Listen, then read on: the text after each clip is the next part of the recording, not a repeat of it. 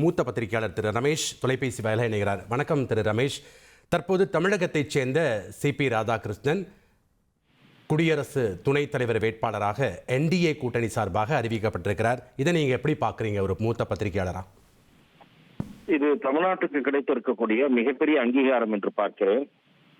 மாண்புமிகு பாரத பிரதமர் அவர்கள் தமிழ்நாட்டுக்கு ஒரு பெரிய கௌரவத்தை அளித்திருக்கிறார். திரு சிபி ராதாகிருஷ்ணன் அவர்கள் அமைதியும் அடக்கமும் நல்ல குணநலன்களும் கொண்ட ஒரு பண்பாளர். அவர் இந்த பதவிக்கு மிக பொருத்தமானவர். ஆளுநராக இருந்த போது கூட மிக திறமையாக செயல்பட்ட காரணத்தால் தான் அவருக்கு 2 மாநிலங்களுடைய பொறுப்பும் கூட கிடைத்தது. திரு சிபி ராதாகிருஷ்ணன் அவர்களுக்கு கிடைத்திருப்பது என்பது அவருடைய நீண்ட பொது வாழ்க்கை சேவைக்கு கிடைத்திருக்கக்கூடிய ஒரு அங்கீகாரம். மிகவும் நடுநிலைமையுடன் கூட செயல்படக்கூடியவர். ஆகவே தமிழ்நாட்டிற்கு பாரத பிரதமர் அவர்கள் ஒரு மிகச்சிறந்த அங்கீகாரத்தை அளித்திருக்கிறார் என்றுதான் நான் அதை பார்க்கிறேன். நன்றி திரு ரமேஷ், தொலைபேசி வாயிலாக இணைந்து உங்களுடைய கருத்துக்களையும் பார்வையும் பகிர்ந்து கொண்டமைக்கு. அதி முக்கிய விவரங்களை அனைவருக்கும் புரிய வைக்கும் பாட்காஸ்ட்.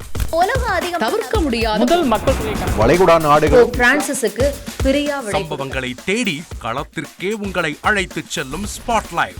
அங்க இருக்கக்கூடிய கள விவரங்கள் என்ன? அமலாக்கத்துறை கடந்த 5 வருஷமாவே சார் எனக்கு ரொம்ப பிடிக்கும் அவர் வர்றதுக்காக.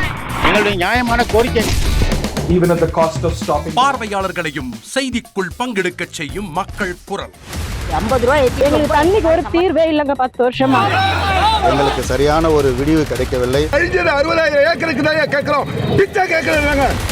புத்தம் புதிதாக வித்தியாசமாக ஹெலிகாப்டர்களின் உதவி என்ன படிக்கலான்றதுல பேரண்ட்ஸும் என்கரேஜ் பண்ணணும், ஸ்டூடெண்ட்ஸும் தேர்வு செஞ்சு. எனக்கும் சீமானனுக்கும் பெரிய வித்தியாசம் இல்லைங்க. ஒரு பாயிண்டா சொல்லணும், உங்களுக்கான தலைவர்களை பொழுதுபோக்கு தளத்தில் தேடாதீர்கள், போராட்ட களத்தில் தேடுங்கள். அனைத்தும் உங்களுக்காக. எப்போதும் இணைந்திருங்கள் தந்தி டிவியுடன்.